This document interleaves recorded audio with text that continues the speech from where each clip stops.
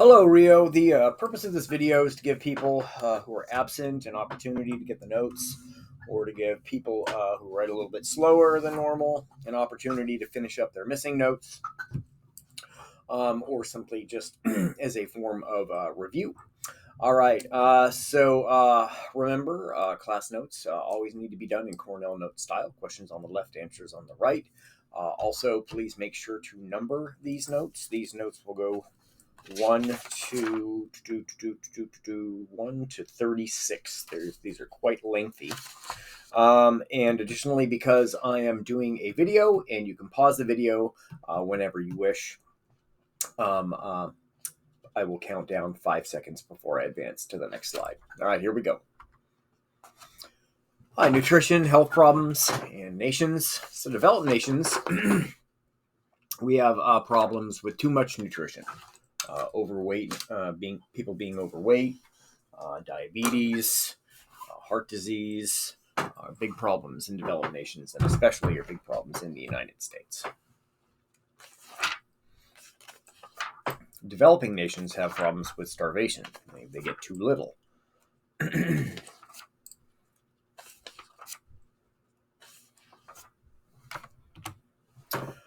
All right, so barriers of getting food to everybody: poverty, war, bad weather, which could be a bigger player in the future.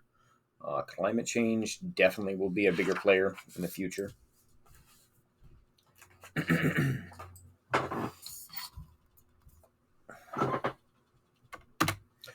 So macronutrients versus micronutrients.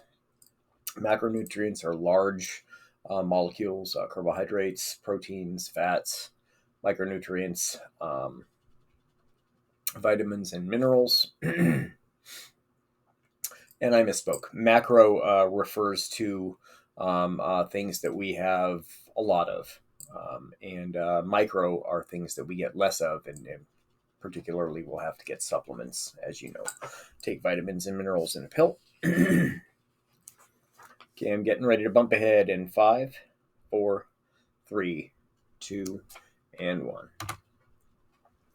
So some vocabulary: undernutrition, too little for basic energy needs, or capital E always stands for energy.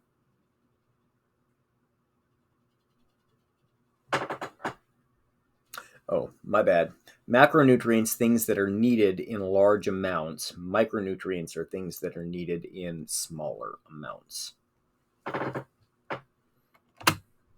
Malnutrition, too few proteins and other key nutrients.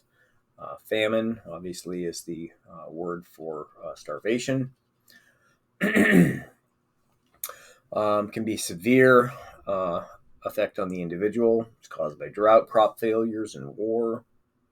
Also, if you can't feed yourself and you can't feed your family, many times that leads to economic chaos. People leaving their homesteads on their land, going to cities. Too many people in cities, you don't have enough jobs.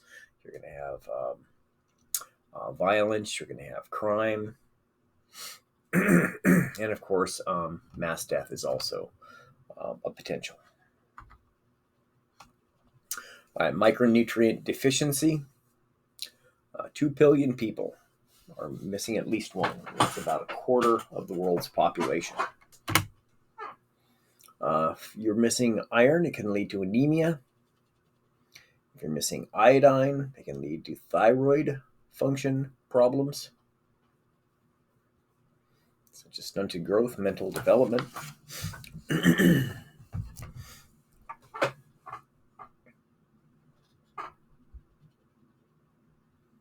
According to the United Nations Food and Agricultural Organization, FAO, in 2015, there were about 795 million chronically undernourished or malnourished people in the world. UN estimates that at least 3 million children younger than the age of 5 died from chronic hunger and malnutrition in 2013. That's pretty scary. All right, moving ahead in 5, 4, 3, 2, 1. All right, so overnutrition, just pick a couple of these.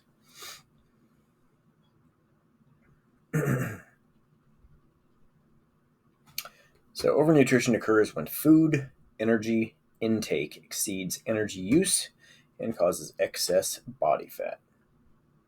Too many calories, too little exercise, or both can cause overnutrition.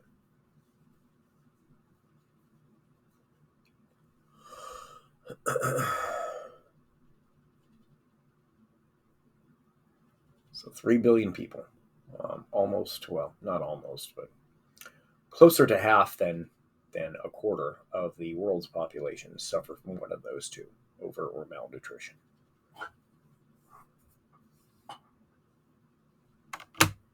By poverty, half of the world struggles to feed itself on $2.25 per day.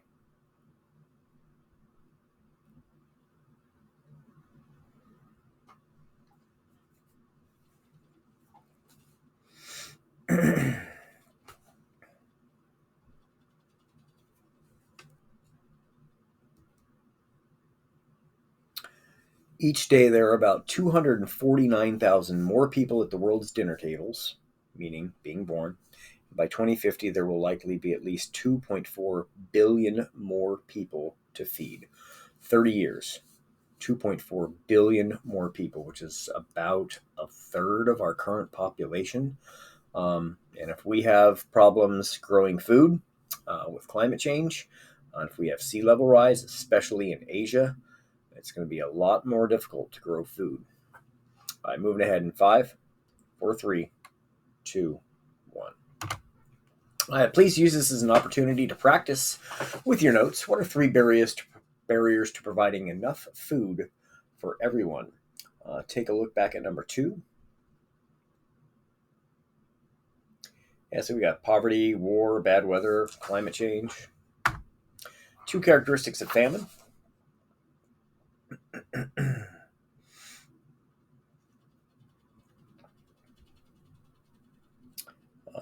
Might want to take a look at number 5. Beg your pardon, 4. Last bullet of number 4. Famine is severe. It's caused by drought, crop failures, war, can lead to economic chaos, social disruption, mass death.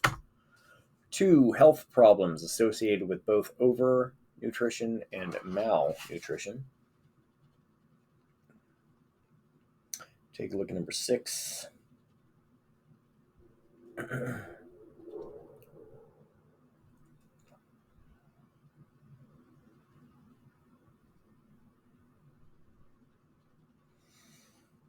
So, yeah, almost 3 billion people suffer from over and under nutrition combined.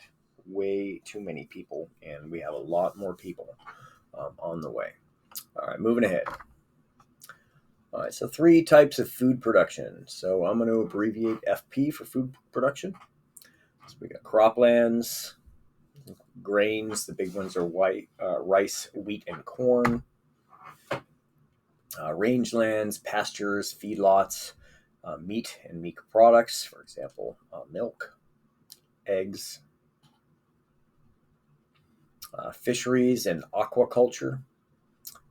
Aquaculture as compared to agriculture, fish products.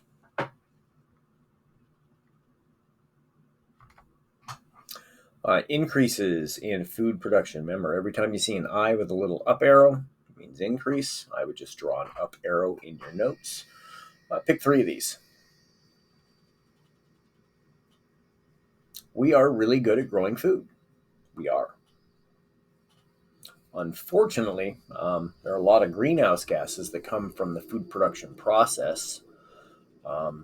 Fertilizers can degrade aquatic ecosystems, but we are really good at growing food.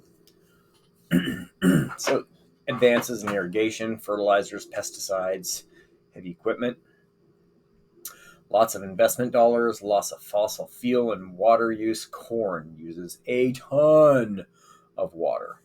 And if you're trying to grow corn in an area that doesn't get a lot of water, that's going to be a problem. And they're monocultures. We focus on single crops, obviously for efficiency reasons. But a problem with monocultures is if you get a pest that comes around and is resistant to those pesticides, it can wipe out an entire crop because if that's something that they feed on or if they ruin, it's all there for the taking. Plantation agriculture is mostly in undeveloped nations growing cash crops.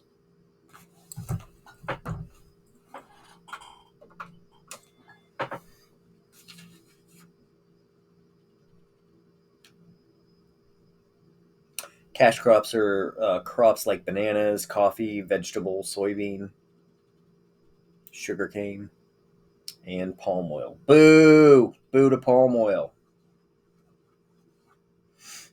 All right, moving ahead in 5, 4, 3, 2, 1. Non-industrialized agriculture.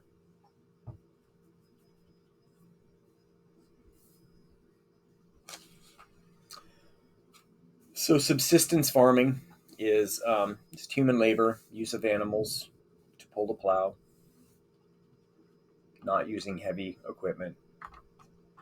Traditional intensive agriculture, more labor, manure, water. Manure is used for fertilizer. You get higher yields. And then polyculture, multiple crops on the same farm, is better than monoculture for the reasons that I just explained.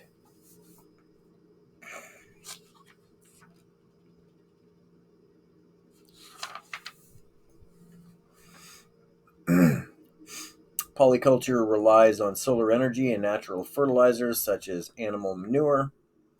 The various crops mature at different times. This provides food year-round and keeps the topsoil covered to reduce erosion from wind and water. Polyculture also lessens the need for fertilizer and water because root systems at different depths in the soil capture nutrients and moisture efficiently. Also, weeds have trouble competing with the multitude of density of crop plants. Some extra details on polyculture. I always like to have my book open when I'm doing these videos so I can add details. Organic agriculture. Pick 2 of these.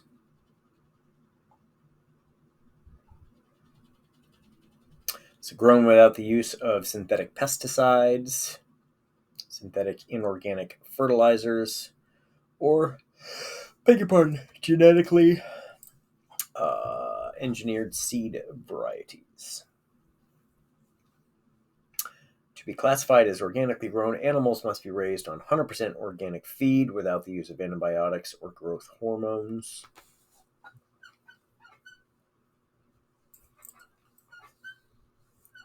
I'm moving ahead in 5, 4, 3, 2, and 1. All right, so just simply read this. Spend a few minutes reading industrialized ag versus organic ag, and then just simply put done on the right or put a check mark or, I did it, something on the right. This comes right out of your book. It's on page 343.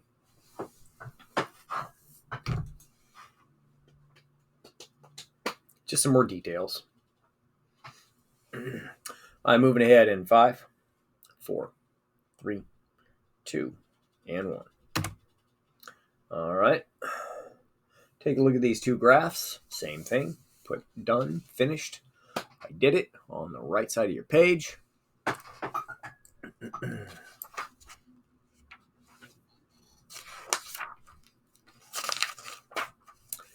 So the graph on the left is grain production, steady increase from 1950 to 2015. It looks like the graph stops there. And per capita grain production, meaning how much per person, steadily increased, but not as dramatically as the grain production itself. All right, the Green Revolution. Pick 2 of those things about the Green Revolution.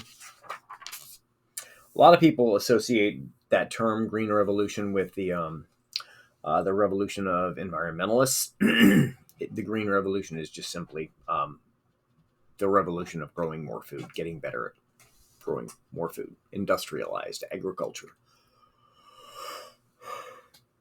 Unfortunately, industrialized agriculture is the worst human activity in terms of environmental damage. Second green revolution is fast-growing rice and wheat.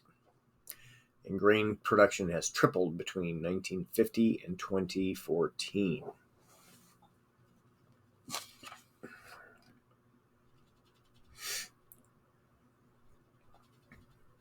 So between 19 and 50 was the first green revolution. Second green revolution, which began in 67.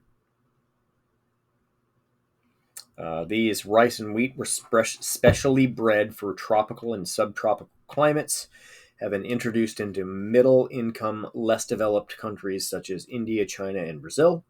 Producing more food on less land in such countries has helped to protect biodiversity by preserving large area forests, grasslands, and wetlands that might otherwise be used for farming. All right, moving ahead in 3, 2, and 1. All right, use this as an opportunity to practice, please. What are 3 characteristics associated with an increase in food production? Let's see, take a look back at number 9. Yeah, so we've got new technologies in irrigation, fertilizers, pesticides, heavy equipment. There's more investment money, lots of fossil fuel and water use, unfortunately. And these are primarily monocultures. But 3 things must increase with a traditional intensive agriculture. Take a look at the second bullet for number 11. Yeah, so to get higher yields, you need more labor, manure, and water. Manure's poop. What 3 things cannot be used with organic farming? Take a look at the first bullet, number 12. So yeah, no genetically engineered seeds, no synthetic fertilizers, no synthetic pesticides. All right, good. Okay, agribusiness.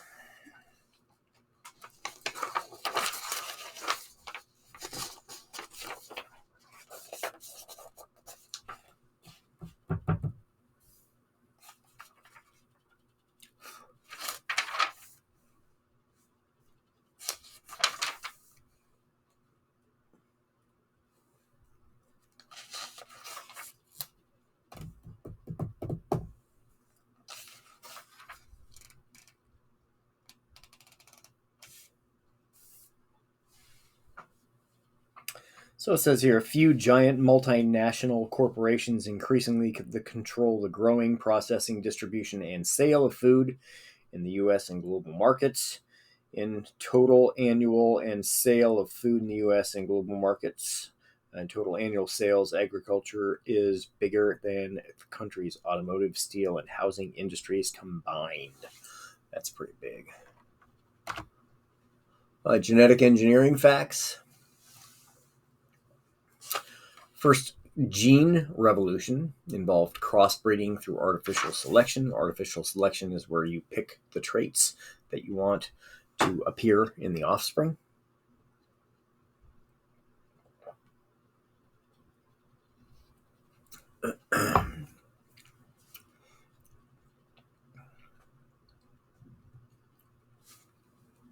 Second genetic engineering revolution, or gene revolution, changed the organism's DNA.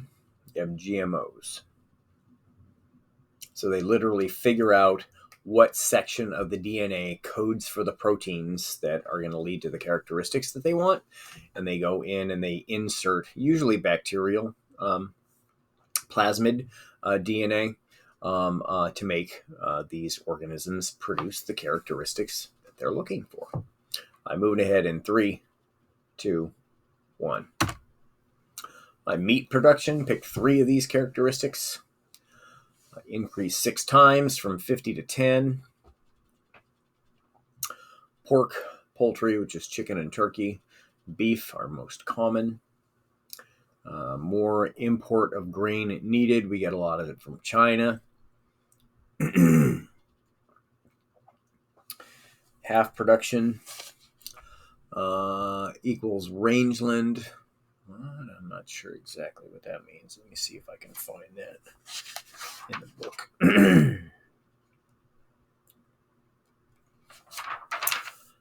Half on factory farm. Oh, wait. Half of the production is on rangeland and the other half is on factory farms. And consumption increases as wages increase. Moving ahead. Actually, never mind. I think there's more on this slide. Yeah. Fisheries. So the definition, region with a concentration of one species for a commercial harvest. 30% of our fisheries are overfished. 57% are being fished at full capacity, which is not sustainable. Full capacity means they're getting as much as they possibly can. And of course, we learned a lot about that in the Tragedy of the Commons lab that we did weeks ago.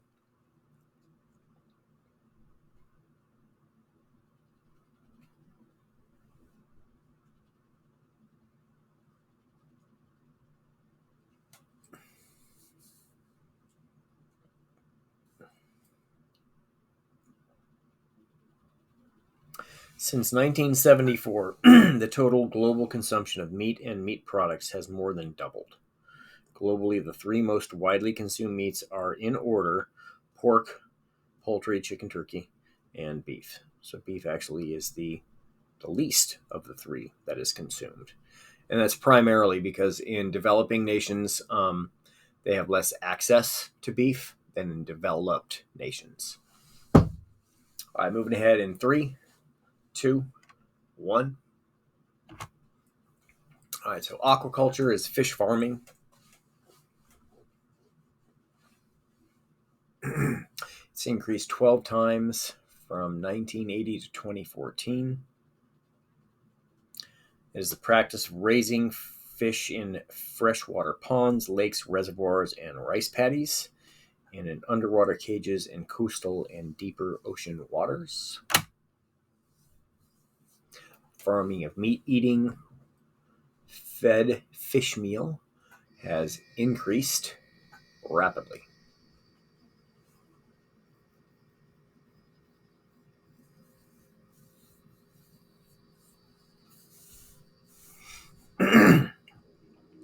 According to the FAO, about 87% of the world's ocean fisheries are being harvested at full capacity. Some fishery scientists warn that failure to reduce overfishing and ocean acidification and to slow climate change could severely threaten food security for roughly 3 billion people who now depend on fish for at least 20% of their animal protein. I'm moving ahead in 3, 2, 1. All right. Let's use this as an opportunity for some practice. List 2 things you learned about meat production. Take a look back at number 17. Yeah, so it's increased 6 times between 1950 and 2010. Pork, poultry, and beef are the most common in that order. We need to import more grain to feed these animals. We get that from China. Half our production is on rangeland. The other half is on factory farms. And consumption increases as wages increase because you can buy more expensive foods, and those traditionally are meats. There's 2 things you learned about fisheries. Take a look at number 18, 19.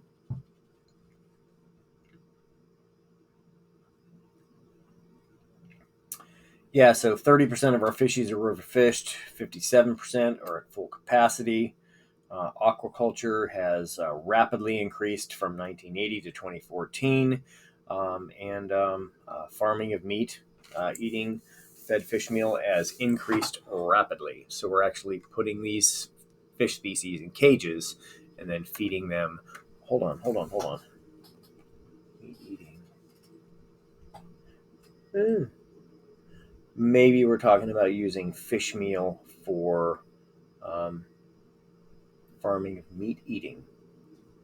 I'm guessing maybe we're using fish meal.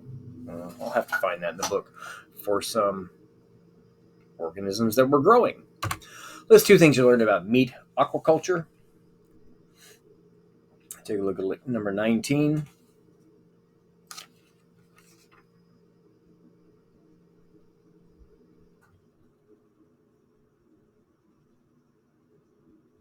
Most of the world's aquaculture involves raising species that feed on algae or other plants, mainly carp in China, catfish in the US, and tilapia and shellfish in a number of other countries. However, the farming of meat-eating species such as shrimp and salmon is growing rapidly, especially in more developed countries. Such species are often fed fish meal and fish oil produced from other fish and their waste. Okay, so they're talking about salmon and shrimp.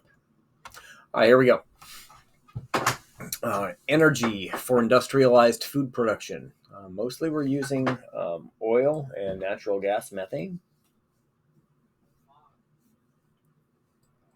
Industrialized food production requires a lot of energy.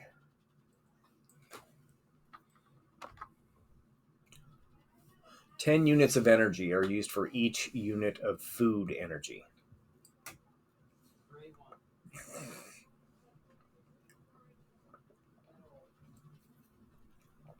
We are becoming more efficient, but it's still fairly inefficient.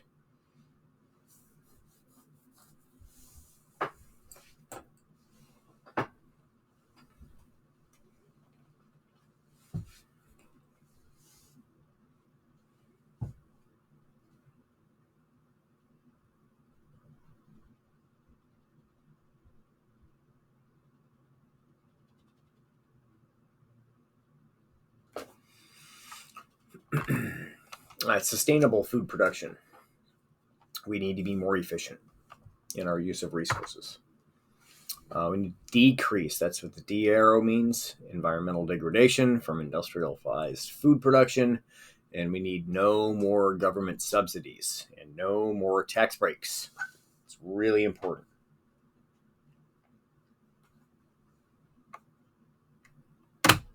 All right, soil conservation, sustainability. We need to reduce erosion. Remember, erosion is just simply the movement of soil particles from one location to another. We need to reduce water loss, evaporation, and we need to use less nutrients. Because remember, a lot of these nutrients eventually will end up in waterways, and you can get eutrophication, algal blooms, lower your dissolved oxygen, which really harms the plants and animals. Okay, moving ahead in 3, 2, 1. All right, methods. Methods of soil conservation, that is. Hold on, I gotta yell at my teenager. He doesn't know that I'm recording a video.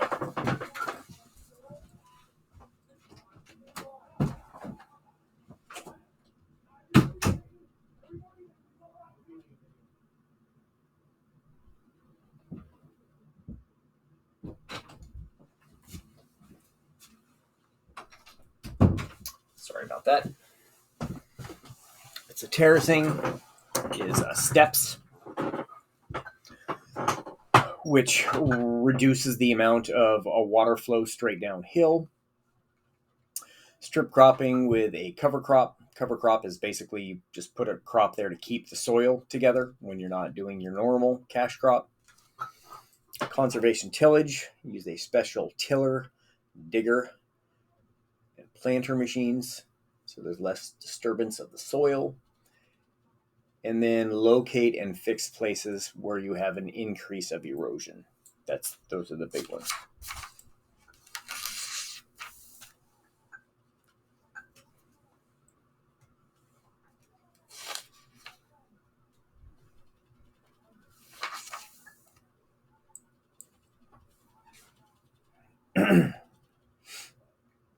All right, moving ahead in 5, 4, 3, 2, 1. All right, increasing soil fertility. Let's use organic fertilizers, manure, compost, which is sustainable. Manure is not sustainable because remember, a lot of this manure comes from animals that produce a lot of methane. primarily cows, pigs. Fertilizers, nitrogen, phosphorus, potassium. Fertilizers are not considered to be sustainable because remember, we have to get these elements out of the ground somewhere. And in doing so, we are disturbing habitat. Crop rotation. You plant different crops at different times of the year, and you alternate them because different crops pull different nutrients out of the soil, and that way you're not pulling all the nitrogen out, all the nitrogen out, all the nitrogen out all year long. And that is considered to be sustainable as well. Reducing desertification. Desertification is exactly what it sounds like. It is taking land that is usable for agriculture, and then over time it becomes desert.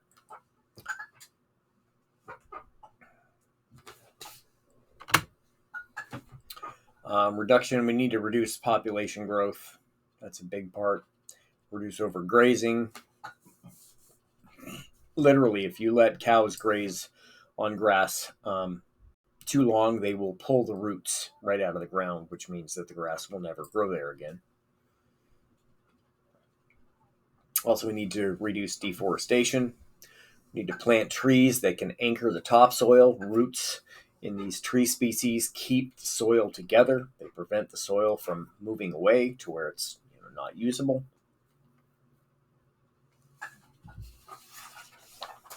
All right, moving ahead in 5, 4, 3, 2, and 1. List 3 methods or ideas that will increase food production sustainably. Take a look at number 21.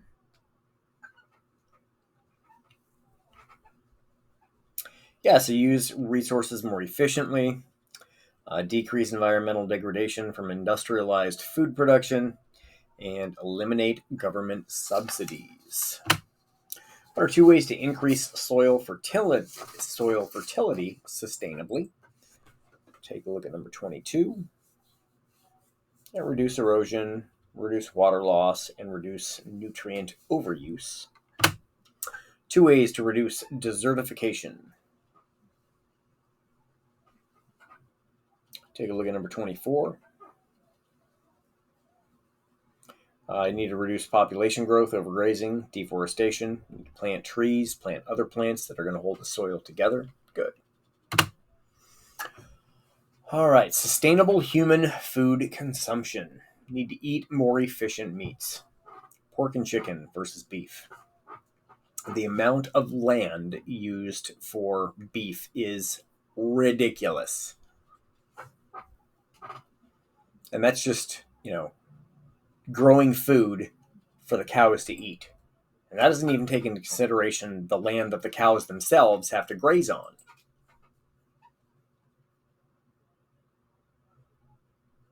So obviously, beef is the most inefficient.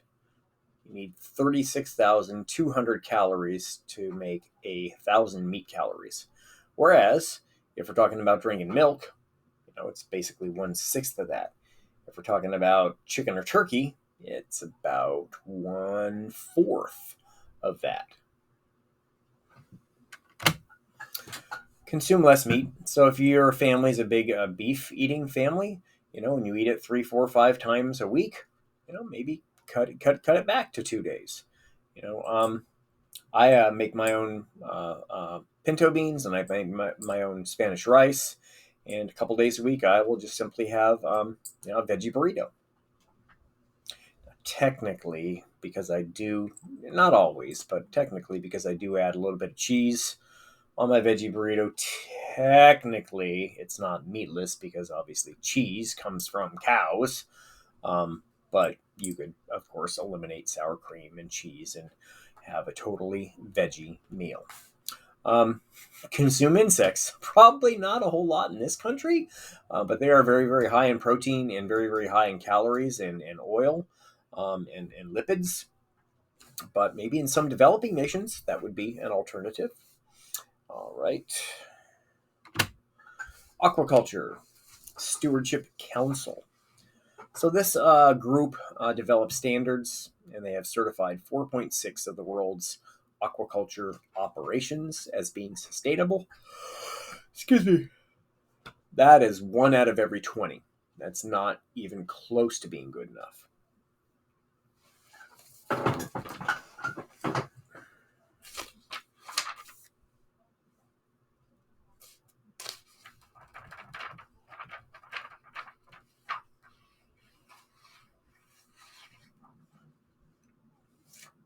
I moved ahead in 3, 2, and 1.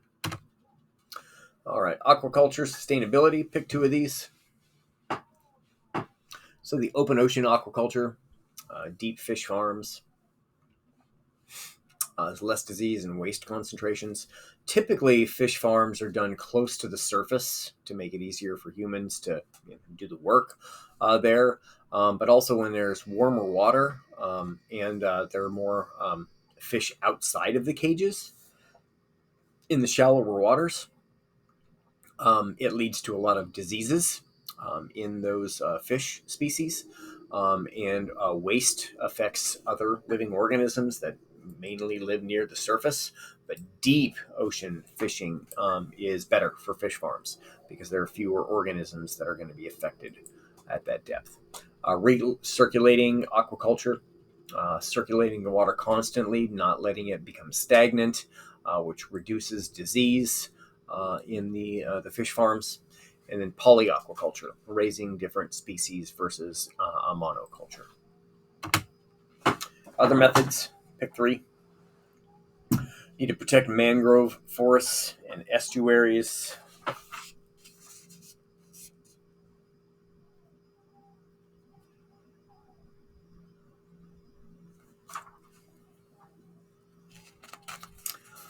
Improve waste management. Need to have escape-proof cages. Some of these species that they're raising can get out. And if that species is not native to those ecosystems, they could create a lot of havoc in those ecosystems. And then you need to certify the operations and marketing and sales.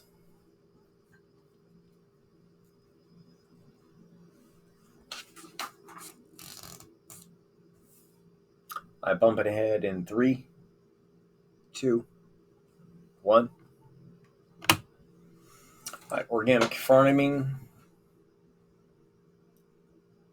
There's more organic matter in the soil, more nutrients, less erosion, less pollution,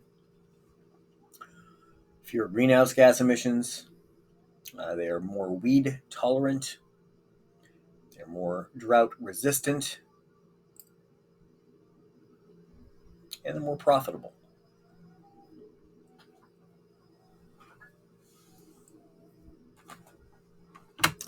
Sustainable agriculture.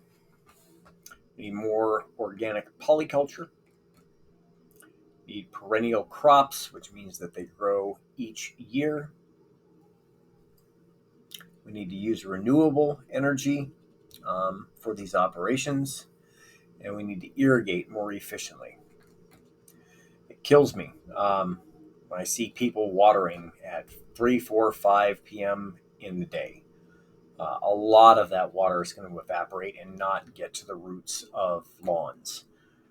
Rio waters its lawns, at least, by the parking lot that I exit at about 5 o'clock. That's very inefficient. The best time to water is about 2 a.m., so that water has a good opportunity to get down to the roots before it gets exposed to any sunlight.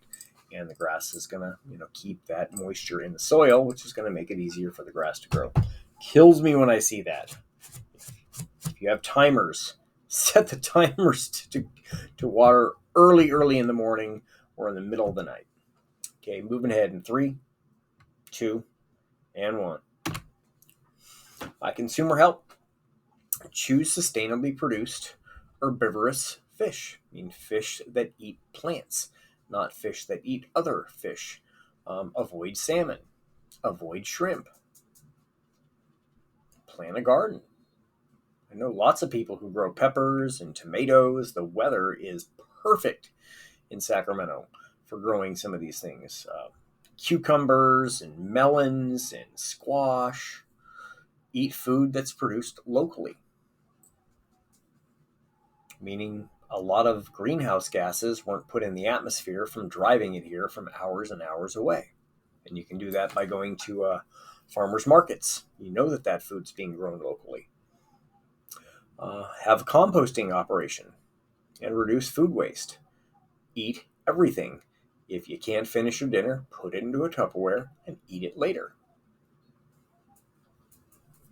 Or don't make too much food that might just end up in a Tupperware spoiling, because there are some people that just don't like eating leftovers. Okay, moving ahead in 3, 2, 1. What are 2 things that you, the consumer, can do to increase the sustainability of food production and consumption? So take a look back at number 30, 31.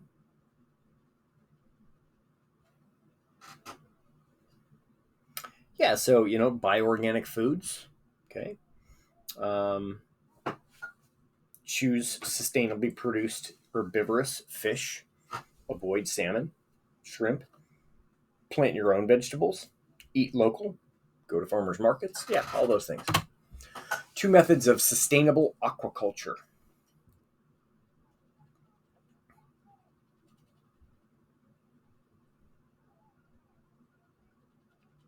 Take a look back at number 27. So open ocean aquaculture, yeah. Recirculating aquaculture, making sure that the water is always being moved around and filtered. And then poly aquaculture. What are 2 benefits of organic farming versus traditionally industrialized agriculture? Take a look at number 29. The soils have more organic matter, less erosion, fewer greenhouses, gases, weeds. It's harder for weeds to get a grip on those crops.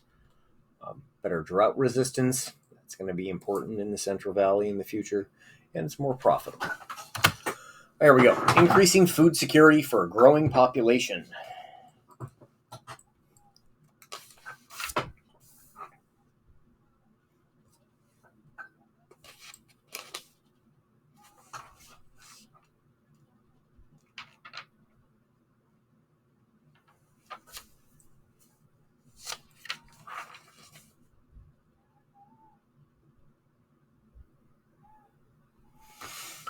Eliminate subsidies, force lawmakers to do this, elect lawmakers that know it's a problem. More government programs that target poverty, low interest loans, immunizations, child vitamins. Community supported agriculture, buy part of an existing farmer's crop, and get produce delivered. There are some farmers that actually do this. You pay them a monthly fee, and they give you vegetables. It supports local economies and also the farmer's family. And you know that you're buying local.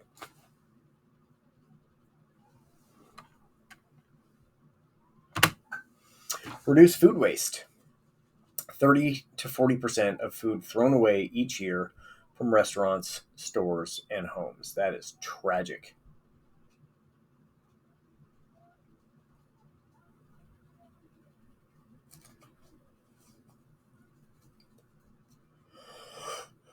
Excuse me. I'm moving ahead in 5, 4, 3, 2, 1. Challenges for the future. Population still growing rapidly. Climate change and sea level rise equals less cropland. Developing nations are eating more meat. And of course, that means they're cutting down more forests. There's more methane being produced by these organisms. Food's getting turned into biofuel because of subsidies. We need to eliminate the subsidies.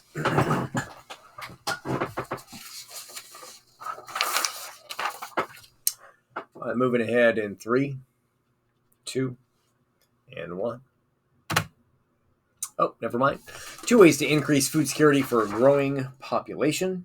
Take a look back at number 32. Yeah, get rid of subsidies have more government programs that are targeting poverty, including low interest loans, immunizations, and child vitamins. 2 future challenges we're going to have. Take a look at 35.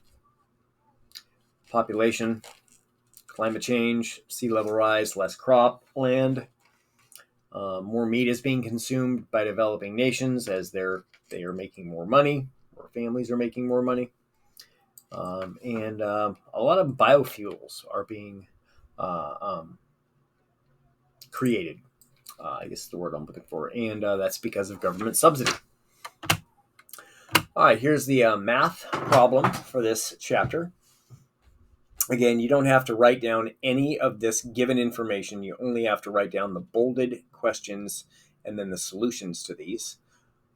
All right, so net primary productivity of an ecosystem and efficiency. That is the formula. So net primary productivity is the gross minus respiration.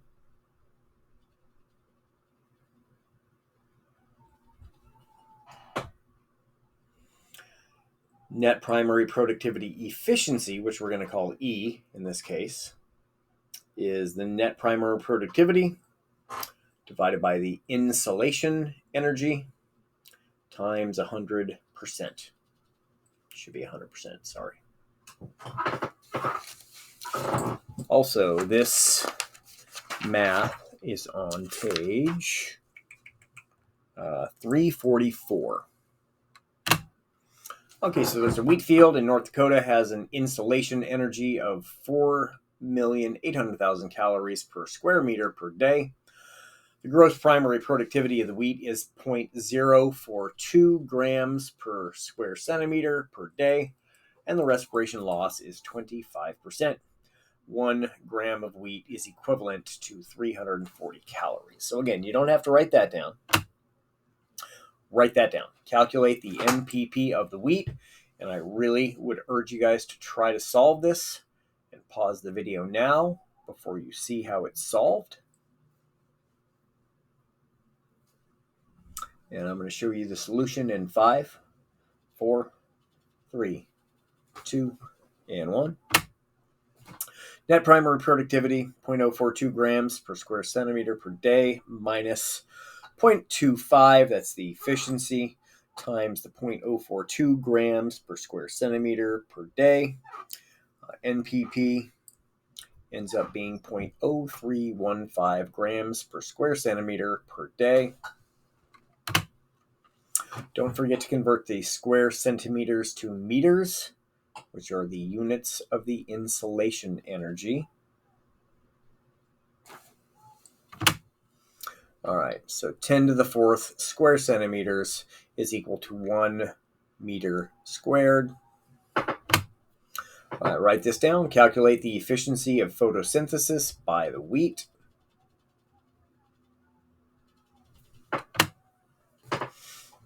Sorry, I was supposed to warn you. 3, 2, 1. All right, so the efficiency turns out to be 2.23%.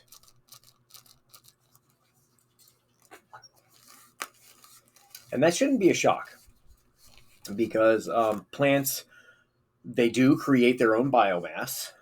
They do produce, the glucose that is needed for their biological processes, but plants are not very efficient.